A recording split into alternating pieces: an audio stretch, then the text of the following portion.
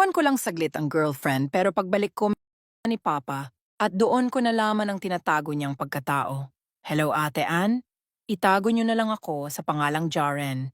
Isang simpleng binata na lumaki sa piling ng aking ama. Maaga pong nawala ang mama ko. Bata pa lang ako nung iniwan niya kami.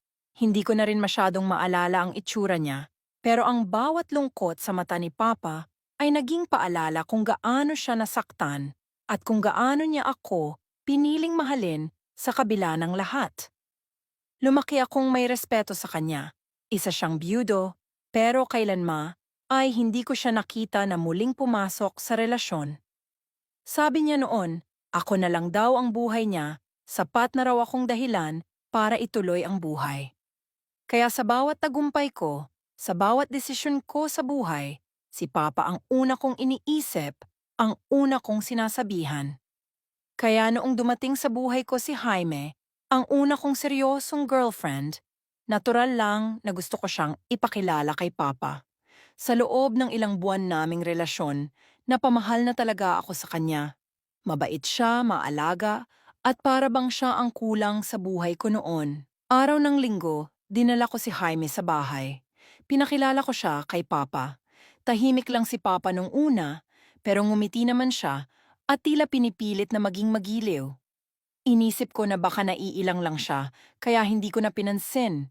Ilang minuto ang lumipas, naisipan kong lumabas saglit para bumili ng snacks sa convenience store.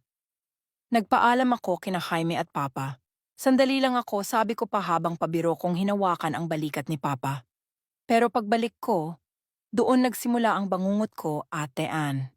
Pagbukas ko ng pinto, nakita ko si Jaime kasama si Papa sa isang posisyon na hindi ko kailanman inakalang masisilayan.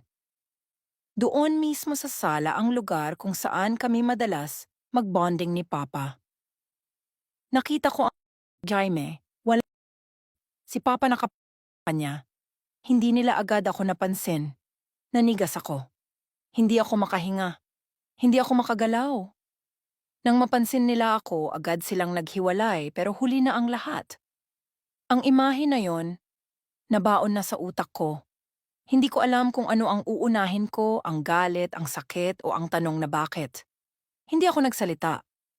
Tumakbo lang ako palabas, nagtatakbo sa dilim, hindi alam kung saan pupunta. Wala akong ibang kasama sa buhay kundi si Papa, at ngayong siya mismo ang sumira sa mundo ko, pakiramdam ko ay nawalan na ako ng lugar sa mundong ito. Pagbalik ko kinabukasan, wala na si Jaime.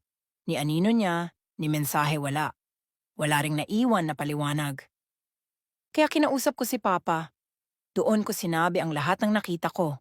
Galit, luha at hinanakit ang laman ng bawat salitang binitiwan ko. Pero nagulat ako sa naging sagot niya.